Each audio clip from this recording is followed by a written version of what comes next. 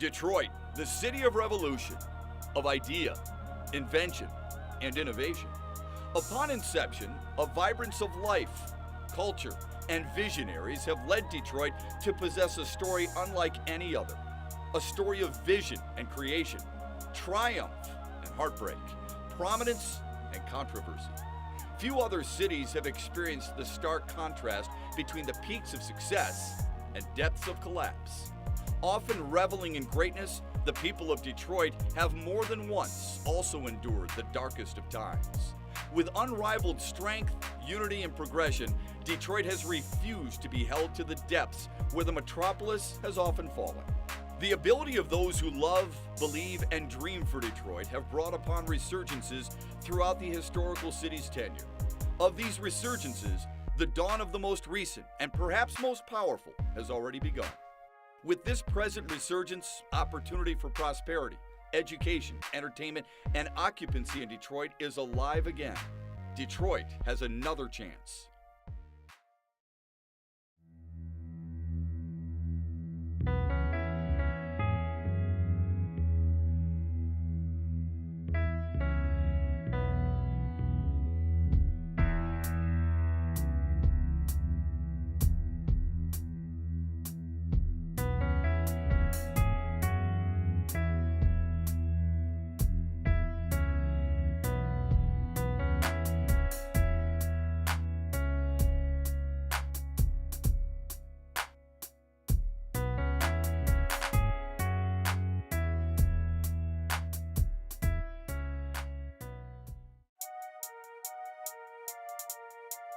Detroit's mystique, I would say, might be a bit skewed by the media, outside of the borders of this state. Detroit for me was home. It's always been home. Growing up and years ago, I was brought up thinking that Detroit was a scary place. Detroit used to be scary to me and unknown. You know, when I grew up in this city, it was actually a pretty nice city all over the place. It was a tremendous experience. Growing up in Detroit was fun. I love Detroit because Detroit is a good place to raise kids, and it has a good standard behind it. It's always been a good place for me. It's always been a good place for my family. I grew up in Greektown, so I love Greektown, but I also love it because it's an underdog. Okay, you got nice water, nice everything in this town. The city's had its hard times, the city's had its good times, and I would say that's pretty reflective of anyone's life.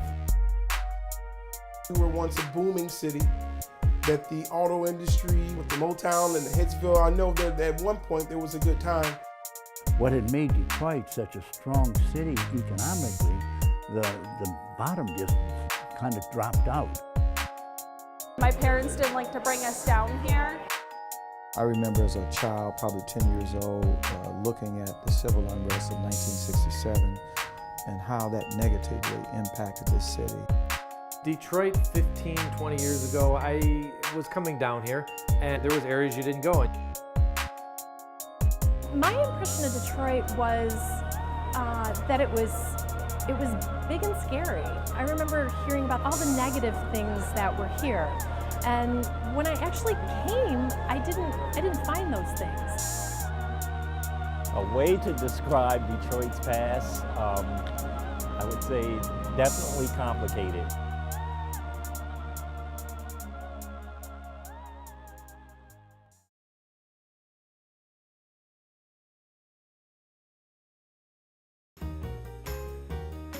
The city of Detroit has as many perceptions as it does nicknames.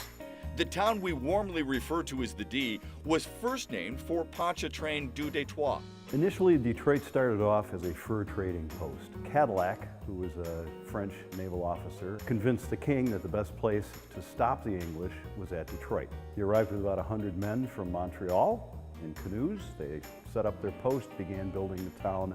This 300-year-old city's first structure was a church. The Catholic Church has been a strong presence in Detroit. We go back right to the beginning of Detroit in 1701. That's when St. Anne's Church, which is still functioning as a parish, was founded. St. Anne's Parish is the second oldest parish in the country, next to St. Augustine in Florida. Detroit thrived as a key trading port, becoming the central gateway to the Great Lakes. It was a busy trading post. The fur trade was Detroit's economy for a long time. Farming was subsistence, fishing was important, and the fur trade was what brought in the money. And curiously, today, Detroit is still the major entrepôt for furs in North America. Continuing to grow, the people of Detroit would encounter their first catastrophe. In 1805, Detroit was 104 years old.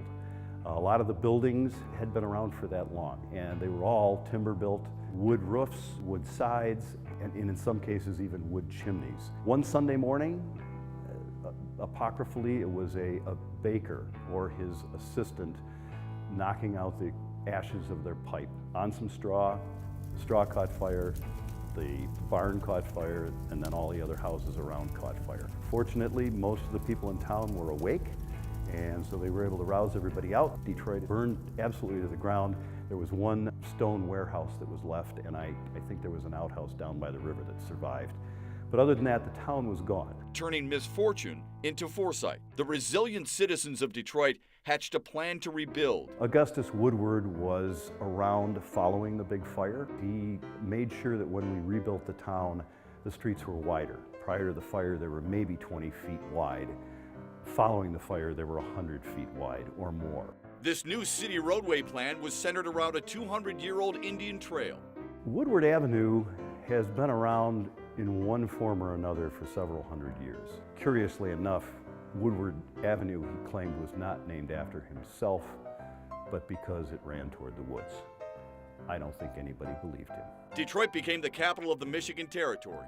However, the ongoing border problems with the British in Canada made it an easy decision to move the capital to Lansing in 1847. Following the American Civil War, Detroit started manufacturing all kinds of things, particularly things in metal. So we started making railroad rails, we started making railroad car wheels.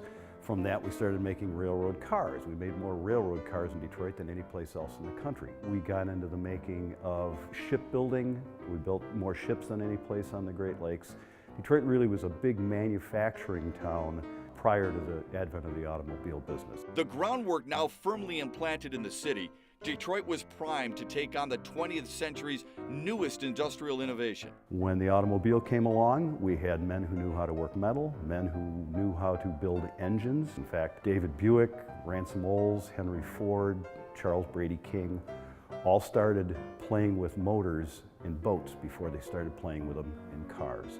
And Henry Ford just happened to have the connections, the wherewithal, and the ability, the tinkering ability to put together a good product. Ford, along with the Dodge brothers, along with the Fisher brothers, and some of the other folks working in the city, developed his company. Of course, he went out of business twice before he got started and really took off. But once he took off, Henry Ford made 50% of the automobiles in the country. He owned the automobile business, and it was based in Detroit. Offering the highest paid wage in the nation, this industry took off, making Detroit the automotive capital of the world. Now known as the Motor City, Detroit doubled in size and became the 4th largest city in the country. With access to what would soon become the nation's largest island city park, recreation became a large part of a Detroiter's lifestyle. Belle Isle has been occupied in one form or another for several hundred years. It was a place for livestock to be stored. It was a farm. It was passed from various families, and eventually they sold it to the city. By 1879, the city decided it was going to be a park, and we started developing it as that. And since then, it's been where Detroiters have gone to play. One of the nation's major attractions was the Belle Isle Aquarium. When it opened in August 18th, 1904, millions of people came down here because this is something that they'd never seen before, where you could actually see a fish up close that normally is deep underwater. This would help it become a popular weekend getaway destination, offering many other leisurely pursuits. My uncle used to bring us down here, and we would ride the pony carts that used to be out front or paddle the canoes. During the summer, it's seen family reunions starting in the 1890s, and you'll see family reunions there next summer, I guarantee it. While the staggering depression put Detroit and the rest of the great cities in America in a somber mood, Detroiters had one thing going for them: the success of the professional sports teams in the city. Because of the I guess, our blue-collar nature. There just has been a place in Detroiters' hearts for our sports teams. By the time we get to the 1930s, Detroit is winning everything from football and baseball and hockey. We're winning all those awards, but also skeet shooting and fencing and boxing and wrestling. All of those are being won by Detroiters. Detroit was, the city of champions. All you have to do is go into a diner and sit down with people who lived here and hear their stories. And you know that Detroit has always been near the pinnacle of sports. Although Detroit was a humming manufacturing town and enjoying many luxuries, it would be thrust into turmoil with the rest of America. World War II started in '39, of course, and we didn't get involved militarily till '41, but that brought a lot of industry back into Detroit. The government actually brought people from the South up to work in Detroit in the factories to turn out all the war materials that were needed. My parents came up, like many African American families did, from the South in the mid to late 30s to work in the factories. Automobile companies went from producing automobiles to trucks and tanks. This large influx of workers would expand Detroit's culture, but would also create numerous social issues. In between the overcrowding, people working long hours, and the lack of infrastructure to support the people who are here, there was a lot of tension. There was tension between the blacks and the whites, especially the southern blacks and whites. We'd had a big influx of people from the South, and they brought their baggage with them. The discrimination was very blatant, I must say. On a real hot day on the Belle Isle Bridge, some blacks and some whites decided to get things started, and it just spread throughout the city. It took 3 days to shut it down. It was a major race riot. I was a teenager at the time, and I remember how frightened everybody was in our neighborhood. 34 people were killed and 433 wounded. Property destruction was estimated at $2 million. President Roosevelt ordered in federal troops to restore order. Following the disturbance in World War II, the culture in Detroit would present the city with an opportunity to thrive. With almost 2 million people, the entertainment and art scene was flourishing as Detroit became an international destination in the 1950s and earned the nickname the Paris of the West. Growing up in Detroit was fun. You take a ride in the family car on a Sunday afternoon and drive all the way down to Belle Isle and enjoy the fountain and the various colors that went by. You go down to Hudson's at Christmas time to notice the vibrancy of downtown and how when you were down there, there were just throngs of people who were shopping and doing business and working. Detroit's now diverse culture was impacting all aspects of arts, entertainment, and especially music. By the 1890s, Detroit was one of the real originators of ragtime music. The first song that had the word ragtime in the title was written by a Detroiter named Fred Stone.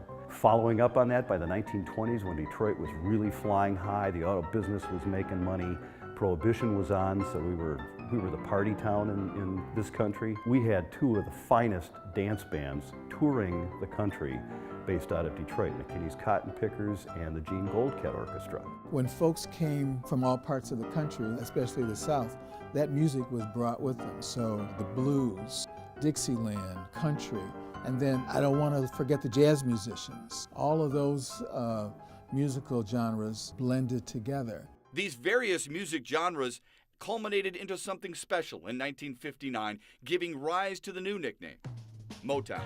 So Detroit was a hot music town, lots and lots of great singers and great producers, great songwriters, and Berry Gordy had the knowledge of all of those, had the street smarts to pull all of that stuff together and create a wonderful, wonderful legacy of fine music. Detroit has always been known for two things, cars and music. And with Motown, we created a unique sound of music. The artists that we had, like the Supremes and the Temptations, the Four Tops, Marvin Gaye, Martha Vandellas, the Jackson 5, it's kind of exemplified or just kind of showcased what Detroit was all about in terms of our talent. Experiencing international acclaim for the Motown phenomenon, Detroit was about to be known for something else, becoming ground zero for civil unrest. 1967 is the riot that most people remember. It was an uprising, a rebellion, if you would, of African Americans who had been oppressed as far as housing goes, employment opportunity, education. They had a very poor relationship with the police department and the government in City Hall. Despite Mayor Kavanaugh's best efforts to try to rectify that, one July night it all went off. It was on like lockdown, and there was looting and burning everywhere over the place. It spread throughout the city. They burned businesses owned by both blacks and whites. They burned homes. Unknown to the citizens at the time, this single event would begin an unforgiving downward spiral for the city of Detroit. And it really kind of changed the face of the way the country saw Detroit. I remember as a child, probably 10 years old, looking at the civil unrest of 1967 and how that negatively impacted this city. The major turning point in Detroit was the exodus from the city after the riots, the economic crisis that developed out of that, and a huge thing was the movement of jobs out of the city when the automobile factories began to close their factories in Detroit. What had made Detroit such a strong city economically, the bottom just kind of dropped out. Detroit has always kind of had a roller coaster history. It seems whenever there's a change in the economy, Detroit seems to get hit a little worse, especially when we tied our star to the automobile business. Becoming more unstable as the years passed, crime and corruption began to run rampant. It was difficult. It was dark. To see so many people's hopes and dreams shattered. Detroit, you remember, historically was a place that attracted people who were looking for economic stability. And to see that totally reversed, where every other city in America became a possibility for Detroiters feeling forced to go just to feed their families. We went from just under 2 million population down to 700,000. That's a huge shift. Detroit was considered unsafe, becoming known as the murder capital of the world. Moving into the millennium, the central source of corruption was coming out of the mayor's office. On August 18th, 1904, when we opened, we were the finest aquarium in the world. In 2005, we were considered not important anymore, and we closed. And after we closed, the aquarium became the winter shed for the lawn furniture at the Manoogian Mansion. You've got to ask yourself, what happened in those 100 years? Combined with the financial crisis of 2008, the mayor of Detroit, Kwame Kilpatrick, was about to bring the city to rock bottom. I would say during the time when we had to prosecute the mayor of the city of Detroit was not a good time for the city. It was a time that I felt that people did not have a positive view of the city, and I think it was still judged by that, frankly. Once the fourth largest city in the United States was now barely in the top 20. The national economic crash of 2008 hit Detroit particularly hard. Thousands were laid off. In 2013, Detroit, Michigan became the largest city in the United States to file for bankruptcy. The city's debt was nearly $20 billion.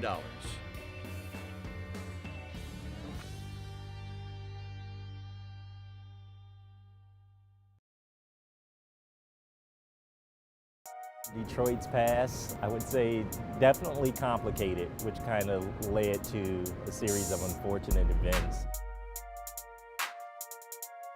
It's no secret that for years, decades frankly, the national view of Detroit was very, very negative. Missing piece of the puzzle for rebuilding Detroit was to have a centralized organization who could work with a variety of the other neighboring institutions. Every man and woman that works here, we all are committed to public safety. So we certainly had to restructure the department from the top throughout. I hope that we have established the public trust in this office, and we've tried very hard to do that. Issues such as land use and shared services and marketing and hosting events together. Detroit is a resilient, I see it now. This city will be and is becoming one of the great cities in America.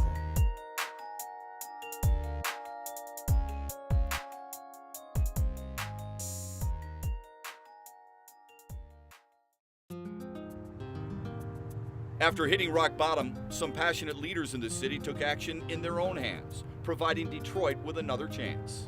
You could always feel a certain level of pulse in this city, but it was a very challenged city. I mean, just physically.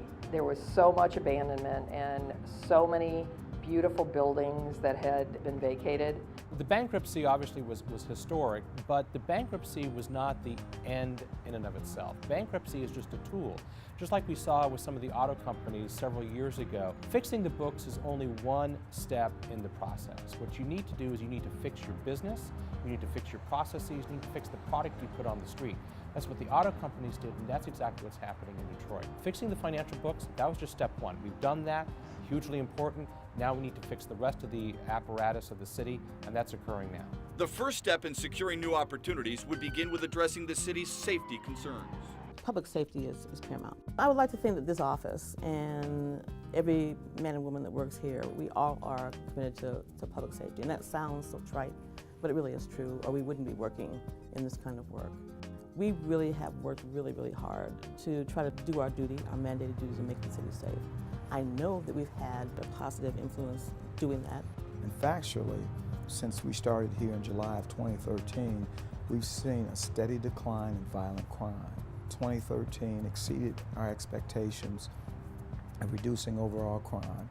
We set a modest goal of a 10% reduction in 2014 of overall crime, and right now we're sitting on 20%.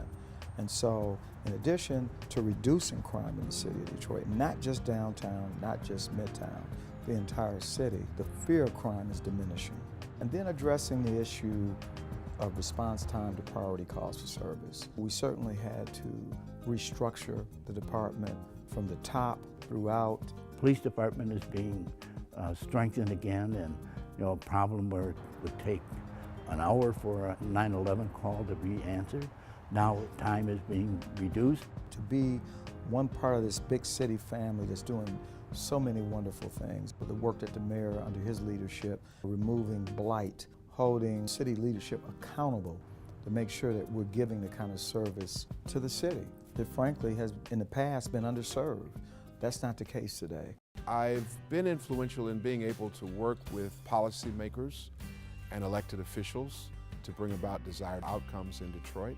Our ministry is not complete unless it touches people, unless it changes lives, unless it changes conditions. We've been responsible for 236 units of housing being built in Detroit.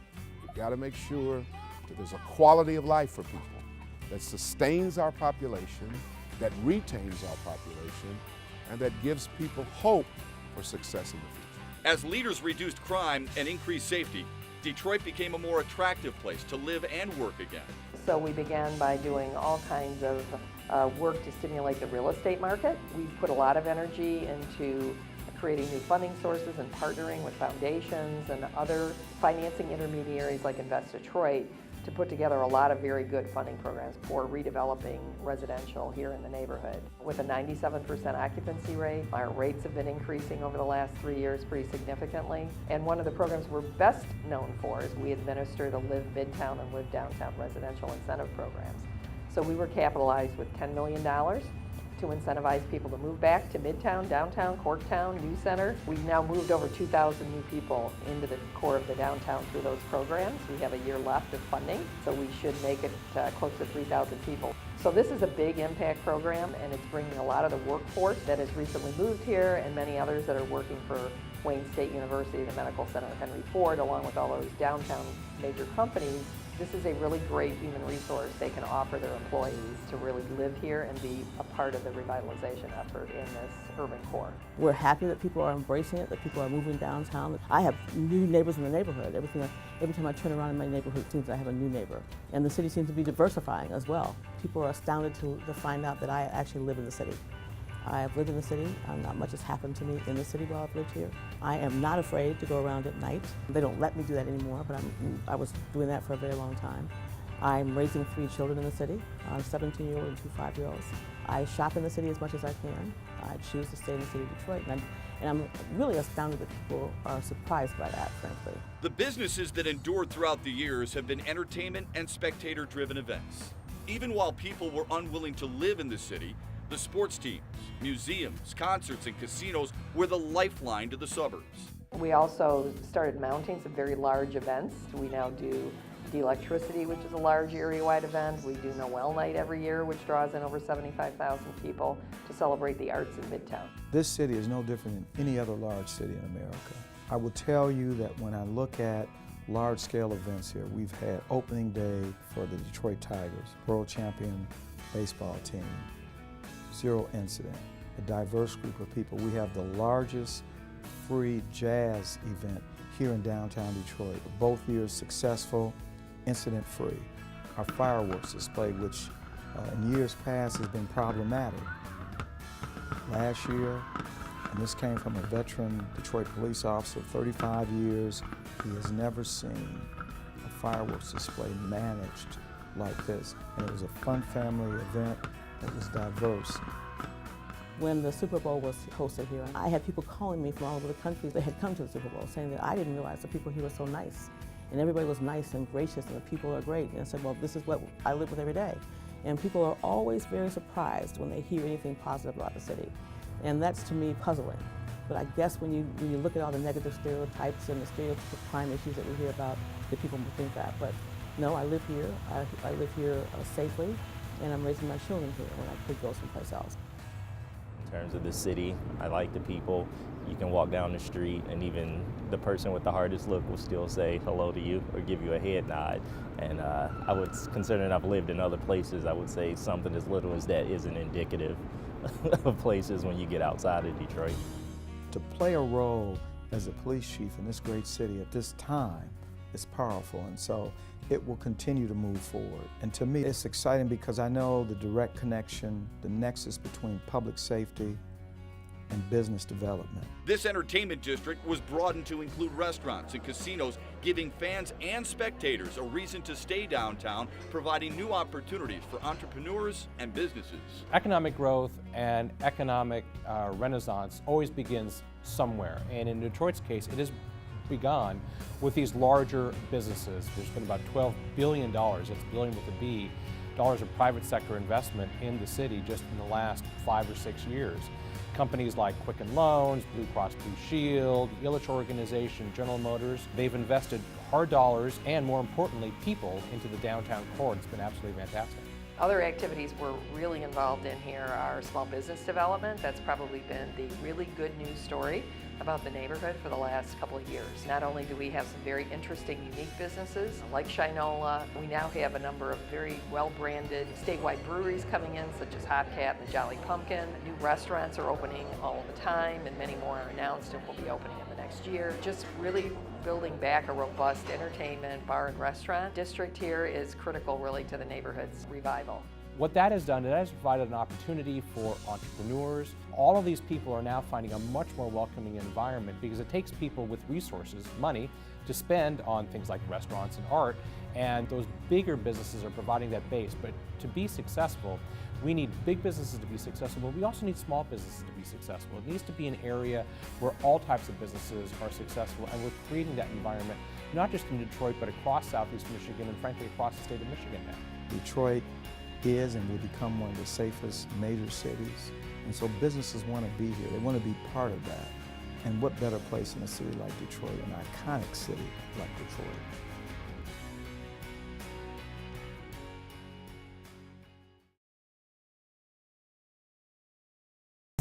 Detroit is frankly the bright, shiny object right now. The amount of capital that is circling the city, the amount of national interest, frankly international interest.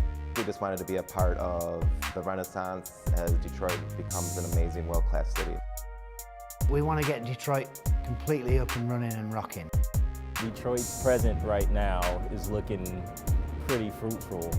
This city is marvelous. People are filled with life, where there's love, where there's vibrancy, where there's hope, where there's change, where there's opportunity. The way Detroit is now, it's amazing what's going on downtown. There's people everywhere. The people here are pretty eclectic, and obviously you'll find variation from person to person, but you'll also find like this really cool authenticity. There's just an authenticity to big cities that you can't find, I think, in the suburbs. You see hope everywhere. Whether you're in the downtown where you see all those big skyscrapers coming back to life, or you're in a mid-rise, more of a neighborhood community like Midtown, where you're seeing all these new startup shops opening. When you look at Detroit now through its resurgence, People visit, people play here, and it's safe. Having lived here for going on 60 years, this has been the most fun living in Detroit that I remember.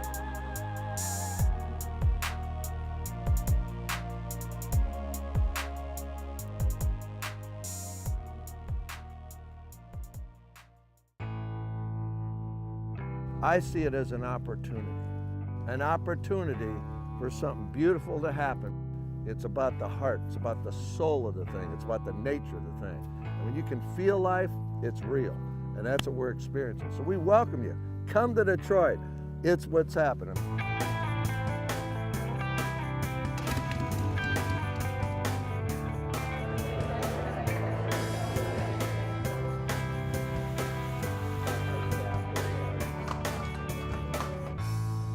The national view of Detroit was very, very negative. A day after Detroit became the largest American city ever to seek bankruptcy protection in court, creditors are objecting to the way the city is asking to repay them pennies on the dollar. But now there's really no national news in a negative story about Detroit. The national news is the positive that's happening in Detroit. And Detroit is, frankly, the bright, shiny object right now. The amount of capital that is circling the city, the amount of national interest, frankly, international interest, in the renaissance that is happening in Detroit gives Detroit and Detroiters a unique moment in time to really capitalize on the world's attention. The reality of Detroit is its resurgence. The new influx of residents and businesses are supported by the downtown entertainment that never left. I think one of the coolest parts about sports in Detroit is that it's the one constant. When all else was failing, when there was little hope about whether or not the city was going to be prosperous long term, people were still coming downtown and showing their affiliation and their affinity for the city by supporting the teams. Whether it be the Red Wings, whether it be the Lions, whether it be the Tigers and their miraculous run in 2006, it gave a reason for people to go downtown, investing in the city, and really think about it, create memories that they'll carry with them forever. There is a great diversity in tastes, you know, from the symphony to the sports, and people will do both. You'll go to the symphony one day and go to see the Lions the next day. Detroit has just a really broad population. The entire business landscape throughout downtown, Midtown, Corktown, and Greektown is alive with new business ventures. Entrepreneurs are taking advantage of economic incentives and bringing business back to Detroit. A lot of the growth, particularly in downtown Detroit, is really thanks to people like Dan Gilbert and Quicken Loans and Chris Ilitch, the Ilitch family, and what they're doing. You know, the number of jobs that these organizations have brought in has been tremendous, but it's not just the jobs, it's the infrastructure investment. The Ilitch organization, with that huge arena project, which is going to be far more than just an arena, it's going to be 5 different neighborhoods that they're going to build that's really going to connect the Midtown area to downtown. The plans that we've seen put in front of us from the Ilitch family, the dedication to downtown, the development of that area, it'll be one of the greatest spectacles in the United States. It's not just an arena. It's an entire community where people are going to come each and every time there's a game played there. They're going to have a great time. They're going to have food down there. They're going to be able to walk across 75, and it's going to expand the entire Fox region to make it one of the best in the country. Olympia Entertainment just broke ground on the new $450 million Red Wings arena that has been 15 years in the making. The mixed-use development plans will be built at the same time as the arena, which will be completed in 2017. What you're seeing is the growth of entertainment districts. Places where people can go not just for a game, but restaurants that people can go to before they go to the game, or a casino that people can go to after they go to a game. So it's not just a 3-hour window where people are coming into the city and leaving. It's an 8-hour window where people are coming down and enjoying a whole bunch of different things with their family. CompuWare was one of the first businesses to come back, and they would soon be followed by others like Blue Cross Blue Shield, Campbell Ewald, and Quicken Loans. What Dan Gilbert has done, he's not brought in just his employees into downtown Detroit. He has brought in entrepreneurs from all parts of the country here, really infusing Detroit with a great entrepreneurial vibe. And now you're seeing those two things come together. And again, that is creating the platform for all types of businesses, large and small, corporate and entrepreneurial, to be successful. Entrepreneurs with innovative and creative ideas are building their dream businesses in Detroit. Corktown is energized with a wide variety of unique services and offerings. One immediate success story is 2 James Spirits, We are the first licensed distillery in the city of Detroit since Prohibition. When we started, a lot of new businesses were going in, so we kind of wanted to be a part of that energy, entrepreneurial spirit that was happening in the city. The laws of Michigan allow us to do tastings of our spirits that we distill on site. We also can do cocktails with the spirits that we distill, so we have a full cocktail menu, and then also the bottles to go. This self-contained business offers many different kinds of award-winning spirits, including bourbon, gin, and vodka. What makes our spirits unique is that just each batch of our spirits is handcrafted, so we have a hand in every batch of spirit that we distill, and then also we locally source our grains and products as much as possible, so just kind of having that regional aspect. With the rye whiskey, for instance, just having it sourced from Ann Arbor, 100% Michigan grain, but just being handcrafted small batch, I feel, what makes us unique. The tasting room provides a unique atmosphere to experience this new Detroit destination. We want to be here mostly just for the energy and the spirit that we've experienced in Detroit. Just the people who live here, the other business owners, there seems to be an amazing energy and just enthusiasm right now. We just wanted to be a part of the renaissance as Detroit kind of moves forward and really becomes an amazing world-class city. Another bright example of Detroit entrepreneurship is growing in booming Midtown Detroit with the highly popular manufacturing company Shinola. Well, there's something wonderful about Detroit. We really see the positive elements of Detroit, and we see the future of Detroit. And when you look at Detroit from the standpoint of its history, its iconic status, its manufacturing, its craftsmanship, and really what is to us very, very exciting is the enthusiasm that we've encountered throughout the state, but particularly in the city of Detroit, both from a worker standpoint, the people that we've employed, from the customers. We've been welcomed here in the most amazing way, and it's home. Unfortunately, many of the manufacturing processes and capabilities have moved offshore, and we're in the process of trying to bring those processes back onshore. The idea here is always to try to make as much as we can in the city of Detroit. With quality as the cornerstone, Made in Detroit is becoming synonymous with craftsmanship and originality. When you go to CCS and you see our 60,000 square foot facility there, that's the heartbeat of Shinola. And that's where really it all comes together and it all happens. So we have to be here. This is critical to our success. And what we see today is an approach to a business that is quite different from the norm. And that is not to focus only on one particular product or one product category, but really to use the DNA of the product and its design element across a multitude of products. So today in this shop you can buy small leather goods, journals, shoe polish obviously, which is the heritage of the brand. You certainly can buy wonderful leather goods, and there'll be more leather goods coming. Fantastic bikes have done very, very well, and of course watches. So we'll continue to add categories, we'll continue to add stores, and we'll continue to build the business always from the base here in Detroit.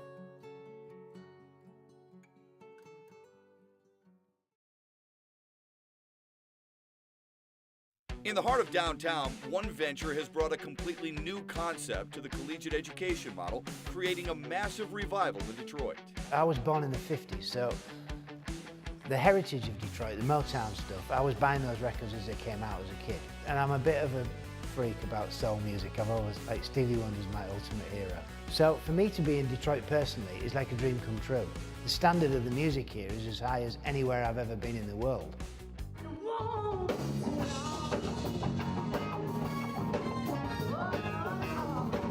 The modern music business is about starting your own music business. This is a big reason why we came to Detroit, because people have got the impression that you need to leave Detroit to be successful in music. You don't. Start your own label, start your own management company, start your own agency, start your own music publishing company, be a music teacher. These are all careers.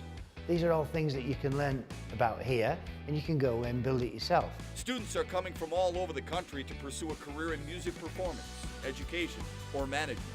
We designed it so that it's kind of like equal opportunities.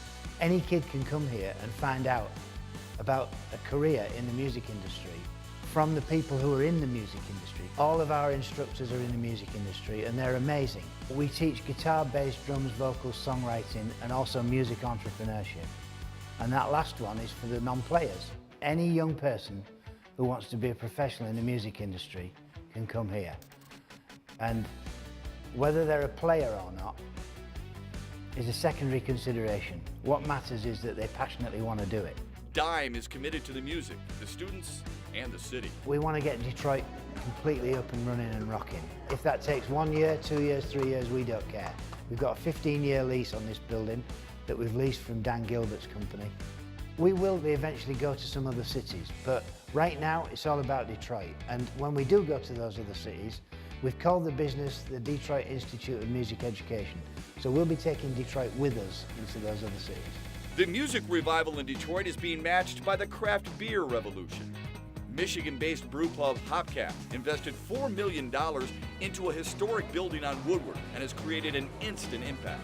I grew up in Michigan. I've seen the ups and the downs in my 46-year life, and it's definitely on its way back up. I really wanted to be a part of that. I wanted to do it in downtown Detroit, not in a suburb. It's really exciting to me as the owner to be part of this burgeoning kind of rebirth of Detroit. This neighborhood that we're in, Midtown, has really changed a lot in the past 10 years and even a lot in the past few years, and I'm real excited to be part of that. We opened 2 days ago. We had 1,000 people in line, and it's just been overwhelming. It's very gratifying, and it's been a lot of fun. Hopcat opened their doors in December of 2014 and set out to do something no other brew pub has ever done before. We have 130 different craft beers on tap, no Bud Miller Coors, but we have other beers if you want one of those. They're similar, made by local breweries. For our grand opening, we have 130 tap lines, but 120 of them were filled with Shorts Brewery. We set a world record for the most beers on tap ever by a single brewery at one time. We've given a lot of people that may not live right down here a reason to come downtown, at least to try us out for the first time. We've created 208 new jobs. More than half of those people live in the city limits of Detroit. So I think, you know, it's one small part of the Detroit comeback piece. Another major success in Detroit's comeback story is Belle Isle. Now a state park, it has returned to become a prominent recreational destination for Detroiters. This is a beautiful island. I'd encourage anybody to come and investigate, come and enjoy, and you know, anytime, winter, summer, spring, fall, it's all good, but it's a great place to hang out and meet people and just enjoy life. What I love about Belle Isle is bringing my grandkids out here because that makes it good for the kids. They can run freely and ride freely and enjoy themselves. I like to come out Belle Isle Bridge to fish, to catch catfish and stuff. All of that, I like to be with my granddad. This amazing state park boasts athletic fields, trails, a conservatory, beachfront, the Great Lakes Museum, a yacht club, and aquarium. Belle Isle's a beautiful jewel. In fact, I just noticed on the aquarium, it says that aquarium was built, I believe, in 1904, and it was the first aquarium in America. Folks, in America, right here in the city of Detroit on this little old precious island, Belle Isle. The Belle Isle Aquarium reopened its historic doors in 2012 and is an extraordinary Renaissance story. I got involved with the Belle Isle Aquarium by coming down here with my kids over the years, and then when we saw that the Belle Isle Aquarium was closing, we just said that can't happen. So came down here, got involved, and just worked with the other volunteers to get on the committee to reopen the Belle Isle Aquarium. And 10 years have passed, and here we are today, 2,000 people every weekend coming through. Today is our biannual koi wrangling, and that's when we invite the public to get their hands dirty. They get to get in the pond so that when you go home tonight, you know that you contributed something, and it's really great because it gives the community ownness. And it gets bigger every year. It's kind of a cool thing. We came here in the spring too, and twice a year they transfer the koi in and out of the building for the winter. It's nice seeing families come back down here and people pulling together, picking up trash, cleaning things up, and trying to restore it. People are coming to the aquarium, and it's so I'm overwhelmed. My heart overflows seeing all of this resurgence. It's wonderful. It was an opportunity waiting to happen. Detroit's been through many false starts on revitalization, but this time I can definitely say in the last 3 to 5 years, this is a really different situation today in Detroit. I have never seen so many people, national, regional, and local, all working together, wanting to invest in the urban core here. It has always been the people of Detroit and its broad culture that continue to provide creative opportunities in all aspects of life. The new residential business districts provide immediate opportunities to live and work downtown. Big business is mixed with small business, like the Great Lakes Coffee Roasting Company. We wanted to be a public space where people can come and gather and have good drinks, beer, wine, liquor, coffee, obviously. but also have it be a place where stories are exchanged. Detroit is a place that's rich in history, and stories in particular, and so we wanted it to be a place where people could, sort of rub up against each other, share stories. I love going downtown to see people having lunch in Campus Martius Park. Businesses are now providing community events all year long to engage with the new residents of Detroit. This is my 42nd year of working in the community. I remember a long time ago, as a young police officer, I used to walk the beat right across the street. And I never could imagine being a part of something like this, because at that time, it was arrest and apprehend. Now I get a chance to be a part of the growth and development of Detroit. I enjoy seeing the opportunities that lie on the riverfront that we have not yet taken advantage of, but there are plans toward helping that to be economically viable. And Detroiters are continuing to evolve and create new opportunities. Wallace Guitar is recycling the wood from old homes and using them in manufacturing of their unique products. Right now I see a lot of little businesses and a lot of cool, innovative opportunities like manifesting themselves here. So it's nice to see that type of progress is happening. Passion, diversity, and innovation. These unrivaled qualities of Detroit and its people still stand just as prominent today as they have since inception of the metropolis. Idea, invention, and action are alive throughout the city, complementing the unique culture of Detroit while also shining as intricate parts of the culture itself.